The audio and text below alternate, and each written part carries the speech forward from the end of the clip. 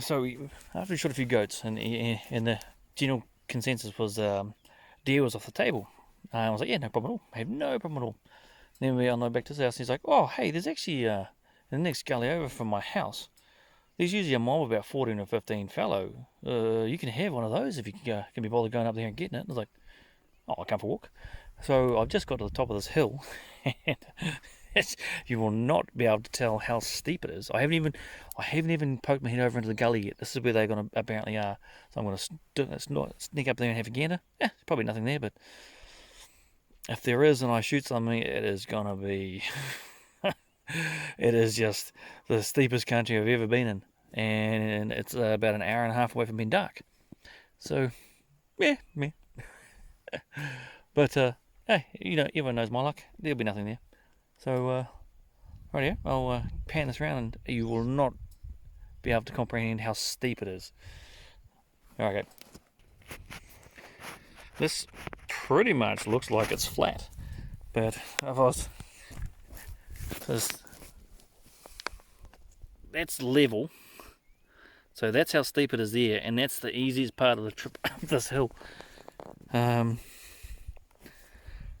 Yeah.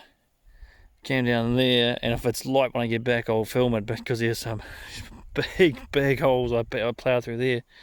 I got nothing but good things to say about this. I tell you what, the old side by sides are fantastic. But over here, you see how steep these big hills are?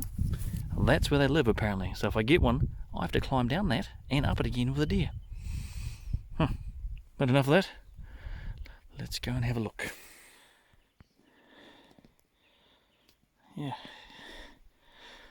You can't tell how sort of angle that thing's on. It's on a huge angle. We just got up here, so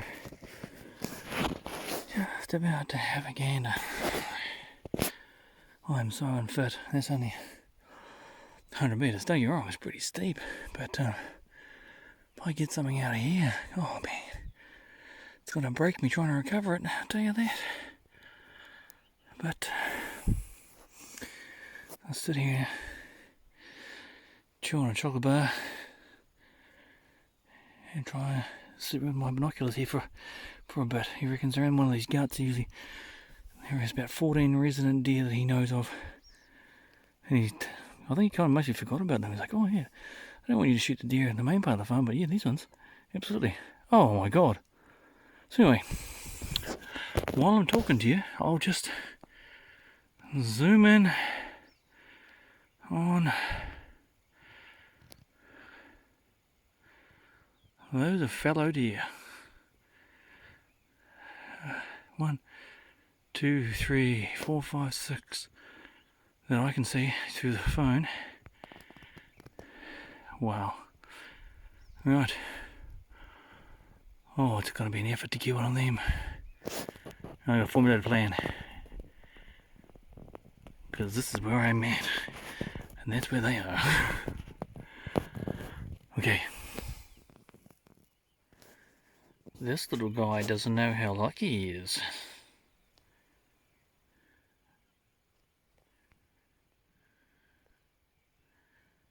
That's not a bad size here.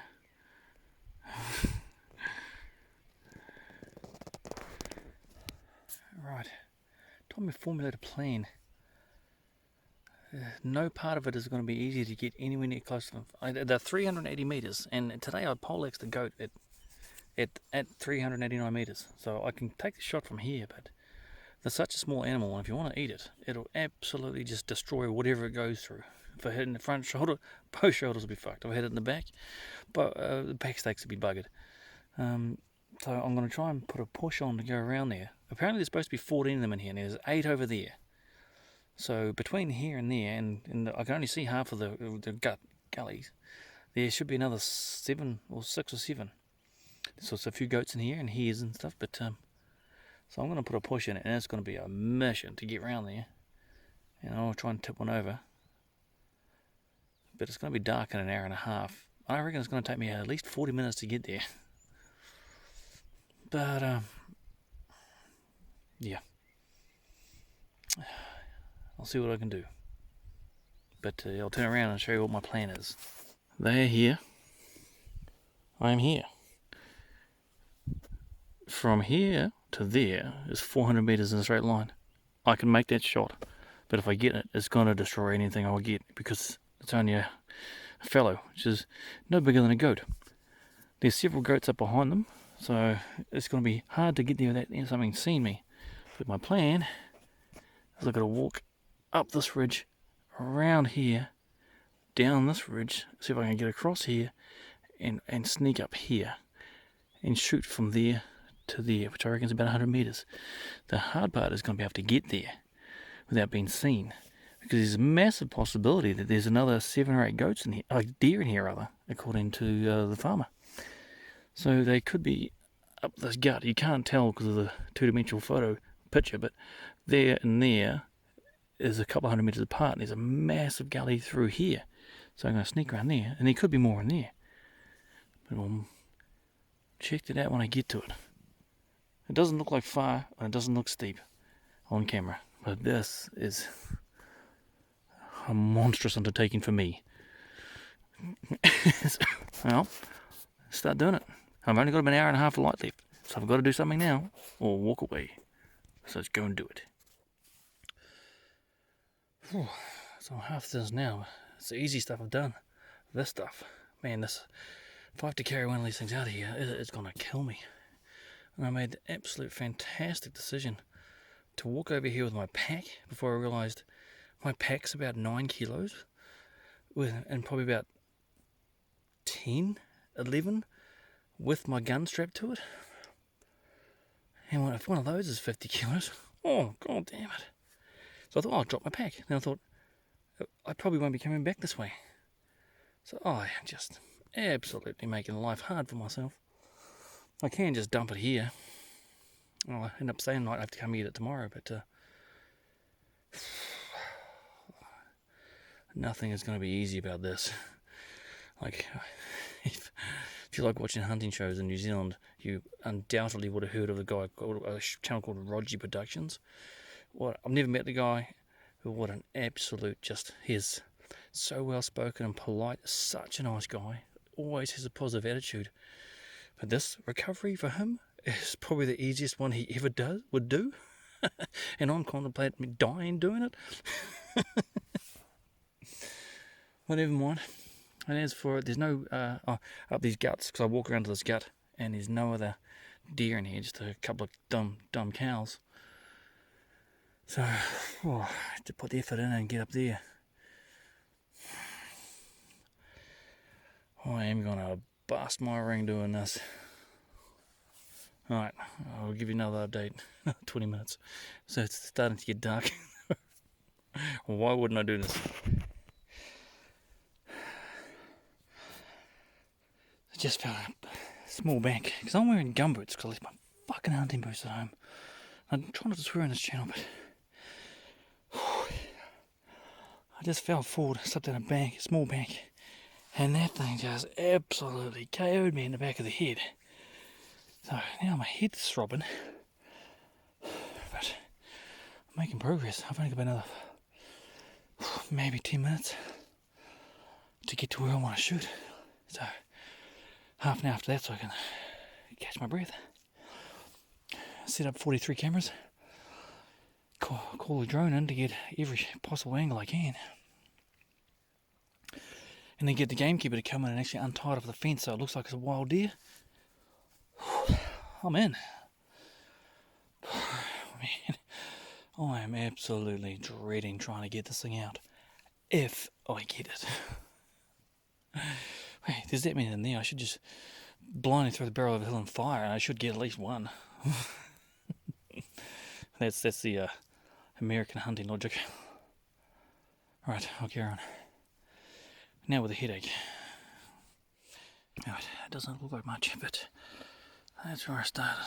Went up there, right around here, around the back of this, down here, across that gut, up here, and down there. Just slipped over and smashed myself in the head. Then back up here to here. It doesn't look far, but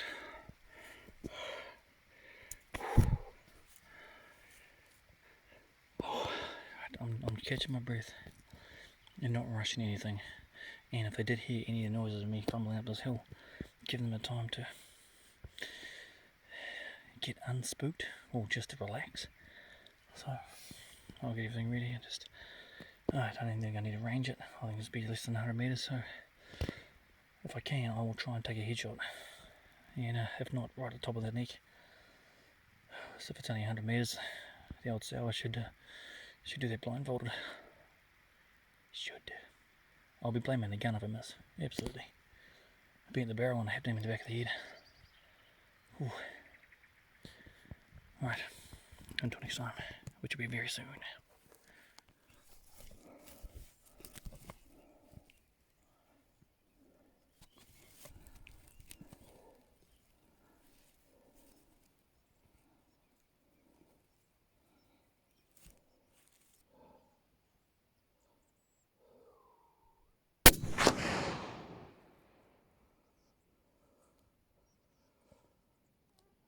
You can't get a cleaner shot than that. And there you have it. My first deer. Yeah, hey, I feel bad for taking an animal's life, but it's for a good cause. My belly. It's taken me probably 3 years of going around on public land, 99% of it public land, and stalking. I've seen a couple of dozen. But I couldn't have picked a better target. It was absolutely clean kill. That thing didn't even feel it coming. It was just a... I like to be a very ethical person. If I'm going to put something down, I want it done straight away. I don't want any suffering, no nothing. Right, I go and get up to this thing and cut it up and probably start walking out in the dark. And it's not going to be easy. I just want...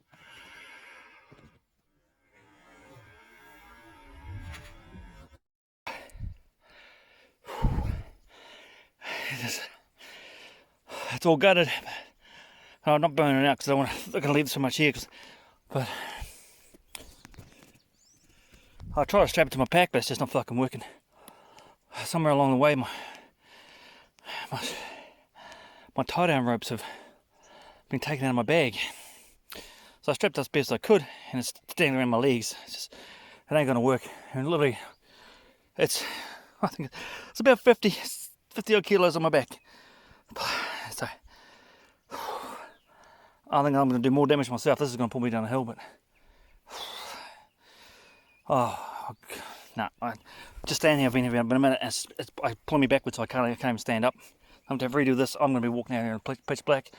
A massive part of this is I'll be probably leaving this here tonight and coming back tomorrow and get it. It's just been a mission to get it here now. With even though I left my gun in my pack here, and it's still going to be. Yeah, nah, this is killing me already. I haven't even moved since I've gutted it. Alright, I'll check back with it. Now, struggling not to lose my temper. It's so heavy and so unbalanced trying to get down this hill, and because I'm wearing fucking gumboots because I left my boots at home, just caught up in blackberry and just tipped me over. Just rolled down the bank and landed. I don't know if you can see that. I landed facing up in a ditch. Well, half facing up. The gumboots all full of water. I got trapped, pinned into this little...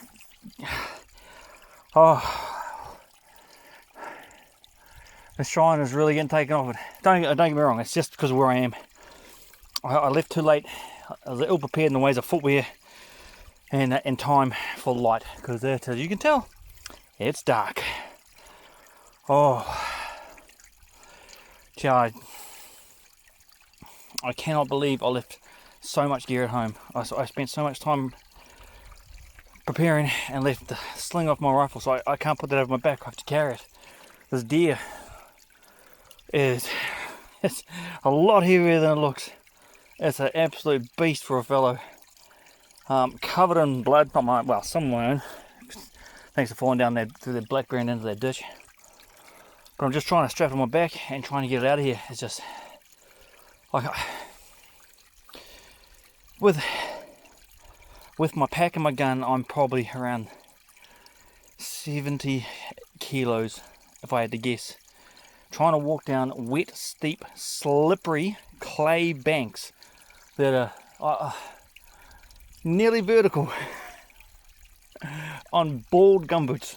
There's no tread on these things. They're the non-slip. I had to buy them to go on a fishing charter, and you're not allowed to put any type of rugged gumboots on there. And I just picked these up just threw them in case I was working, playing around some mud, and then had to use them because I left my boots at home. Oh man, it's all working against me. I'm thinking there's going to be something left in here tonight. My will, that's for sure.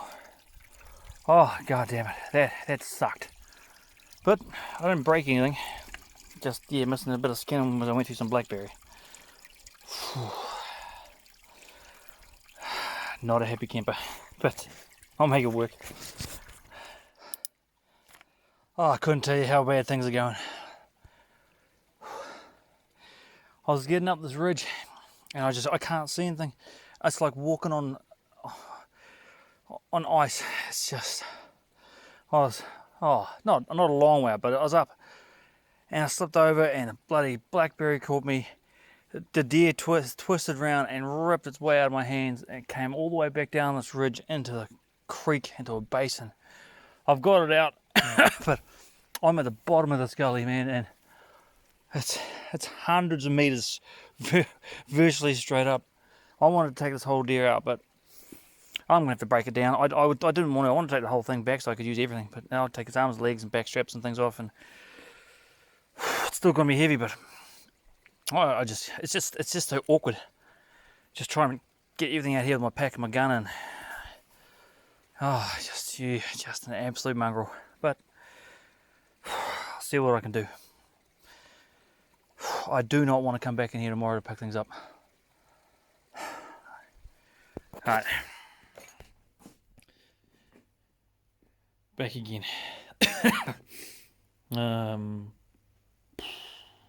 3-ish hours since I tipped that deer over. I couldn't tell you how demoralizing and beaten I was getting in such a short amount of time. I fell down banks.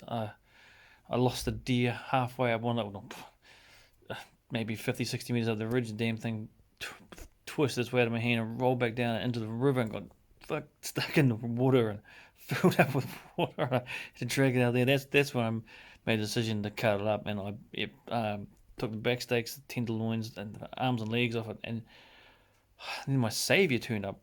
The farmer, I think he might be a little worried about me. And he actually walked in probably over a K through absolute crap to make sure I was okay.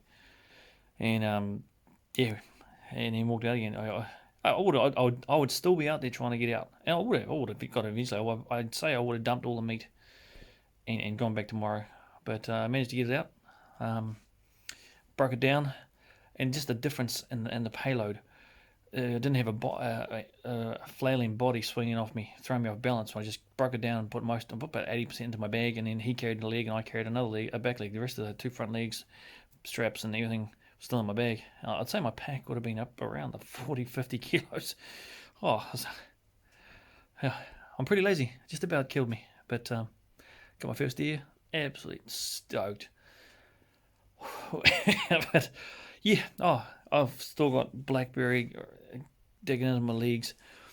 I gave myself quite a good cut, because cutting through the a pout to cut the back steaks off and cut the legs and things like that dulled my knife pretty bad, so I gave it a quick steel up and promptly slipped off the bone and stabbed myself with a finger. And the cut's only about a centimetre long, but I hit bone. Bleed everywhere, but